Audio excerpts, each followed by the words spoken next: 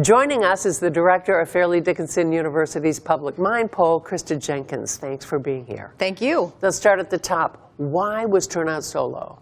Well, people who study politics often describe elections as high information, low information. This was a no information contest. So there wasn't a lot of information out there about who was running and I think what the stakes were. So there's that. But I think it's just this larger trend of people just kind of unplugging from politics.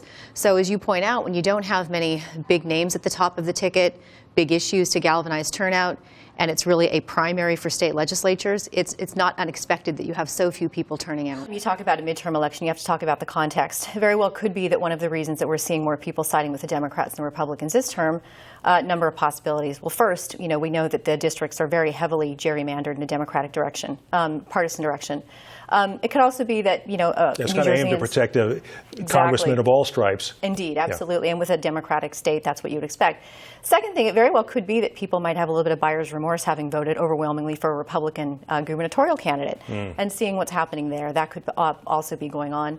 And also, I think the Republicans nationally have, certainly gone even more in a more conservative direction than they were, a few years ago. And more conservative than most New Jerseyans, indeed, even absolutely. Republican New Jerseyans identify? Sure, absolutely. Even among the younger crowd, that is to say people who are 40 and under, who have longer to plan and to save, we still found those people saying in very high numbers that they still think that they're leaving the state when they retire. Scared off at a young age. Yes, wow. Sounds. Maybe they're either aware of the financial reality and they're looking ahead with some degree of pessimism, or they're hearing what their parents and their grandparents have said about retiring in the state.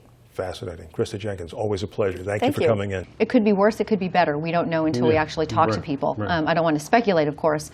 But at the same time, news on Bridgegate, I think, has been largely light over the summer. Sure. We did note about a 10 to 12 percentage point drop-off in regard to attentiveness regarding the issue the last time that we polled. So right after Bridgegate broke, there was around a full third of New Jerseyans, if not more, who said they were paying very close attention to the news of Bridgegate. And that number went down to about a quarter. So in the absence of any new, information, it'll be interesting to see what the attentiveness is. Right now in the 50% range.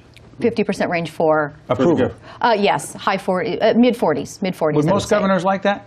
I'm just asking. I think it depends a lot. Not if he had 61%. Not if he had 61, but at the same time, I think it's reasonable to say that he is still the governor in a state with many people who are not of his persuasion, and they're still. Krista Jenkins, thanks so much for joining us. Thank you so much. And by the way, you can check you out on our colleagues, with our colleagues in NJTV. You do a great job there. Thank you so much. Thank you.